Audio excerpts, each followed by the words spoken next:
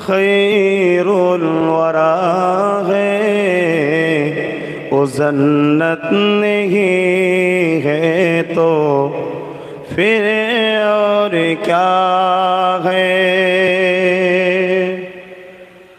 जहाँ रोज़ाए पाके खैरुल वरा है वो जन्नत नहीं है तो फिर और क्या है। कहाँ मैं कहाँ ये मदीने की गलियाँ एक किस्मत नहीं है तो फिर और क्या है। मोहम्मद की अजमत को क्या पूछते हो, मोहम्मद की अजमत को क्या पूछते हो कि ओ साहिबे काबा कौन से तेरे बशर की सरे अरसे मेहमान नवाजी ये अज़मत नहीं है तो फिर और क्या है। अल्लाहुम्मा सल्ली अला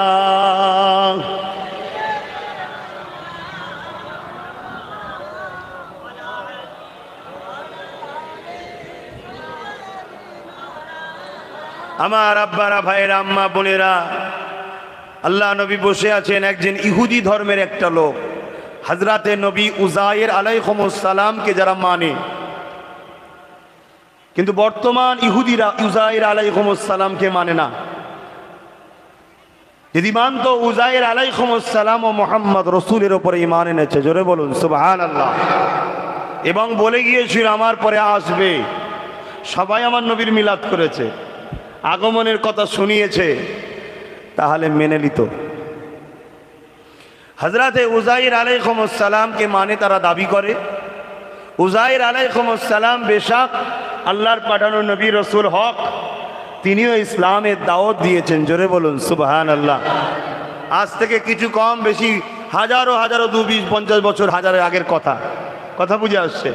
উযায়ের আলাইহিস সালাম, এই ইহুদিরা, একজন ইহুদি আমার রাসূলের কাছে এসেছে, তাদের ওই মান্যওয়ালাদের মধ্যে একজন এসেছে, এসে আমার রাসূলকে জিজ্ঞেস করছে যে ইসলামের সবথেকে ভালো কাজ কি। এবং তিনি ইহুদি ধর্মের একজন পণ্ডিত ছিলেন, আলেম ছিলেন। আলেম মানে জাননেওয়ালা, ইহুদি ধর্মের জাননেওয়ালা। একজন অনুসরণকারী আলাদা, আর একটা ধর্ম গ্রন্থ সম্বন্ধে জানা, এর গুরুত্ব আলাদা। তিনি জিজ্ঞেস করছেন ইসলামের সবথেকে ভালো কাজ কি, কেন তিনি মিলাচ্ছে উযায়ের আলাইহিস সালাম যেটা বলেছিল মুহাম্মদ রাসূল সেটা বলে কিনা। কেন মুহাম্মদ রাসূলের হাজারো হাজারো বছর আগে উযায়ের সাল্লাম এসেছিলেন। আল্লাহ নবী বললেন ইসলামের সবথেকে ভালো কাজ হলো ক্ষুধার্ত ভুখা মানুষকে খানা খাওয়ানো, জোরে বলুন সুবহানাল্লাহ। তাই সে জিজ্ঞাসা করছে, হে মুহাম্মদ, শুধু কি মুসলিমকে? আল্লাহ নবী বলেছিলেন ক্ষুধার্তকে। বলবেন না সুবহানাল্লাহ? ক্ষুধার্তকে। ক্ষুধার্ত মুসলিম হতে পারে, অমুসলিমও হতে পারে। ক্ষুধার্ত মুসলিম হতে পারে, ইহুদি হতে পারে। ক্ষুধার্ত মুসলিম হতে পারে, খ্রিস্টানও হতে পারে। ক্ষুধার্ত মুসলিম হতে পারে, হিন্দুও হতে পারে। ক্ষুধার্ত মুসলিম হতে পারে, আদিবাসী, দৌড়ি, সাঁওতাল, যে কোনো হতে পারে। তাকে খানা খাওয়ানো ইসলামের সব থেকে মহান কাজ, জোরে বলুন সুবহানাল্লাহ।